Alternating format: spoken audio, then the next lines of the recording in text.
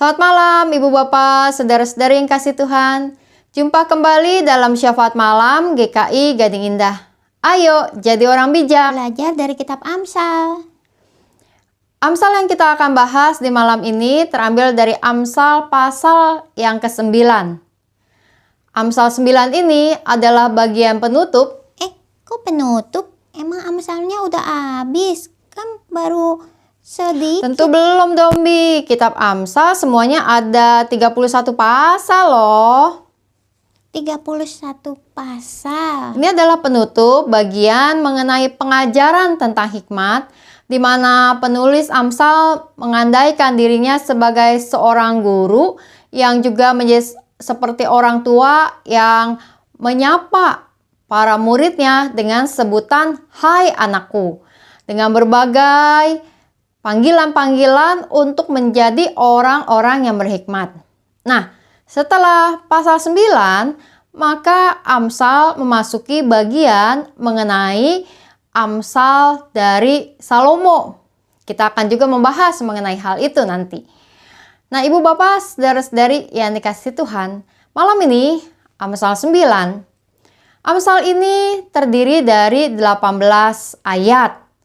Dalam 18 ayat ini, maka penulis Amsal menggambarkan dirinya seperti seorang guru hikmat atau bahkan seorang nyonya rumah yang mengadakan persiapan untuk sebuah pesta. Mari kita perhatikan di dalam Amsal 9 ayat yang pertama sampai ayat yang ketiga. Hikmat telah mendirikan rumahnya, menegakkan ketujuh tiangnya, memotong ternak sembelihannya, mencampur anggurnya, dan menyediakan hidangannya. Pelayan-pelayan perempuan telah disuruhnya berseru-seru di tempat-tempat tinggi di kota. Dalam gambaran ini, maka penulis Amsal menggambarkan hikmat itu tentang seorang guru hikmat, dan dalam hal ini adalah seorang guru perempuan atau bahkan seorang nyonya rumah yang hendak mengadakan sebuah pesta. Hokmah atau hikmat di dalam bahasa Ibrania gendernya adalah feminim. Ada sebuah pesta yang mau dibuat, di mana pesta itu dikatakan ada sebuah tempat yang disiapkan, yaitu bahwa hikmat sudah mendirikan 7 tiang, yaitu gambaran mengenai bentuk rumah pada masa itu, atau tenda ketika sebuah pesta dijalankan. Dan selain itu bukan hanya tempat, tapi juga tentu saja hidangan. Dikatakan bahwa ada ternak sembelihan, lalu kemudian anggur juga disiapkan, dan berbagai hidangan yang lainnya. Tidak berhenti sampai di situ, lalu kemudian hikmah meminta para pelayan-pelayan perempuan untuk berseru memanggil orang-orang yang mau datang mengikuti pestanya, yaitu pesta hikmat.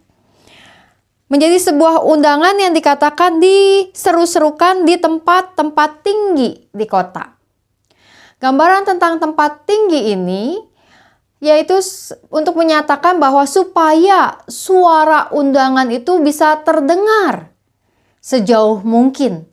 Jadi bukan hanya berseru di tempat-tempat yang rendah atau di tempat-tempat yang biasa, tetapi di tempat-tempat yang tinggi. Para pelayan ini naik ke tempat yang tinggi, menyerukan seruannya, panggilannya, supaya semakin banyak orang yang bisa mendengar panggilan tersebut. Nah, lalu kemudian di dalam Amsal ini dikatakan mengenai adanya para pencemooh atau orang-orang fasik, yaitu mereka yang tidak mau mendengarkan panggilan hikmat, mereka yang tidak mau belajar, mereka yang juga tidak mau mendengarkan nasihat, berlawanan atau bertolak belakang dengan adanya orang-orang bijak atau orang-orang benar, yang mau belajar, yang mau mendengarkan nasihat, yang mau menjadi orang-orang bijak. Padahal orang bijak sudah bijak, namun orang bijak adalah justru orang yang mau terus belajar, orang-orang yang mau terus memperoleh nasihat, sehingga bisa semakin bijaksana. Berlawanan dengan orang-orang yang mencemooh, jadi seperti orang-orang fasik. Nah, lalu di ayatnya yang ke-10, kembali Amsal mengulang sebuah penekanan atau dasar dari hikmat. Ayat 10 dikatakan, permulaan hikmat adalah takut akan Tuhan dan mengenal yang Maha Kudus adalah pengertian. Takut akan Tuhan. Itu adalah permulaan dari hikmat, dari pengetahuan, dari kebijaksanaan. Dan kemudian lanjut di dalam bagian ini dikatakan bahwa kebijaksanaan itu adalah sesuatu yang baik untuk diri kita sendiri. Jadi bukan bicara tentang sesuatu yang menguntungkan orang lain terlebih dahulu, tetapi kebijaksanaan ketika kita belajar berhikmat, kita sendiri yang akan memperoleh keuntungannya. Dan demikian juga orang-orang yang mencemooh, orang-orang yang tidak mau mendengarkan nasihat, mereka yang akan menanggung akibatnya. Lalu juga Amsal dalam hal ini guru perempuan atau hikmat sebagai seorang nyonya rumah yang hendak mengadakan pesta menyatakan tentang sesuatu yang berlawanan, yaitu tentang perempuan yang bebal, ada di dalam ayatnya yang ke-13. Perempuan bebal yang cerewet, tidak berpengalaman, tidak tahu apa-apa, tapi justru memanggil orang untuk seolah-olah belajar sesuatu, padahal dia bebal, dan orang-orang yang datang pun adalah orang-orang yang kemudian kena pada rayuannya atau ajakannya yang akan merugikan dirinya sendiri. Nah, ibu bapak saudara-saudari yang dikasihi Tuhan, di dalam Amsal ini kita mau menghayati bahwa di dalam kehidupan kita ada begitu banyak pengetahuan, nasihat yang kita bisa dengar atau bisa kita cari, maka menjadi sebuah hal yang baik ketika kita terus belajar menjadi orang-orang yang berhikmat, yang bijaksana. Untuk tidak berhenti belajar dalam kehidupan kita. Untuk tidak berhenti menjadi orang-orang yang takut akan Tuhan. Nah, selanjutnya ibu bapak saudara-saudari, Amsal sudah akan kita masuki pasal yang ke-10.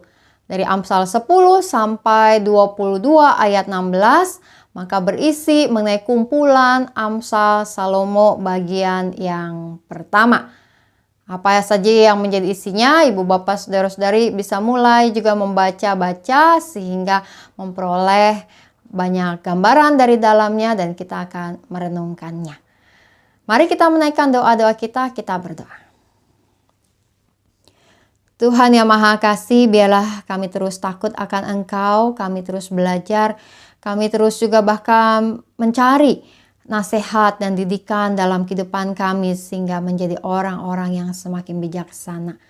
Tuhan, kami juga menaikkan doa kami ya Tuhan bagi setiap umat-Mu dimanapun berada pada saat ini di dalam berbagai situasi kehidupan yang dihadapi. Engkaulah yang memberikan perlindungan dan kekuatan. Dan ketika ada pergumulan-pergumulan atau masalah yang terjadi, biar ada ketabahan dan kekuatan untuk menghadapinya. Dan bahkan juga jalan keluar yang terbaik dari-Mu pada saat yang tepat itu yang dialami. Kami berdoa juga Tuhan untuk umat-Mu yang bergumul dengan kondisi kesehatan mereka. Jamaah-Mu ada bagi mereka yang sedang terbaring, yang sedang sakit dalam pemulihan atau juga sedang merencanakan pengobatan, biarlah banyak hal yang menjadi baik. Kami berdoa juga ya Tuhan untuk umat-Mu yang bekerja atau berusaha di dalam mengembangkan bisnis yang ada, biarlah Engkau yang memberikan hikmat agar segalanya juga berlangsung dengan baik. Kami berdoa ya Tuhan juga untuk kehidupan kami sebagai gereja-Mu di dalam berbagai program yang kami laksanakan. Juga untuk perayaan sakramen perjamuan kudus pada tanggal 6 Juli nanti. Biarlah kami merayakan dan mengingat tentang kuasa dan kasih-Mu yang menyelamatkan setiap kami dalam sakramen perjamuan kudus. Juga Tuhan, kami berdoa untuk berbagai proses renovasi aula dan bahkan juga relokasi tempat yang baru agar semuanya berjalan dengan baik. Berkatilah setiap orang-orang yang mengerjakannya dan juga setiap panitia maupun orang-orang yang terlibat. Kami berdoa juga ya Tuhan untuk perdamaian dalam dunia ini. Dengan berbagai situasi yang ada, biarlah hikmat-Mu yang terus menuntun setiap para pemimpin negeri yang ada di dunia ini untuk mengambil kebijakan-kebijakan terbaik dalam mengupayakan perdamaian dunia bersama-sama. Tuhan, patahkanlah setiap niat-niat buruk dari orang-orang yang hendak mengacau di dunia ini. Dan bahkan biarlah semakin banyak orang-orang berani yang memperjuangkan untuk kesejahteraan kehidupan bersama. Kami membawa diri kami ke dalam tangan kasih-Mu ya Tuhan. Kami percaya Engkau mendengar. Dalam nama Tuhan Yesus kami berdoa. Amin.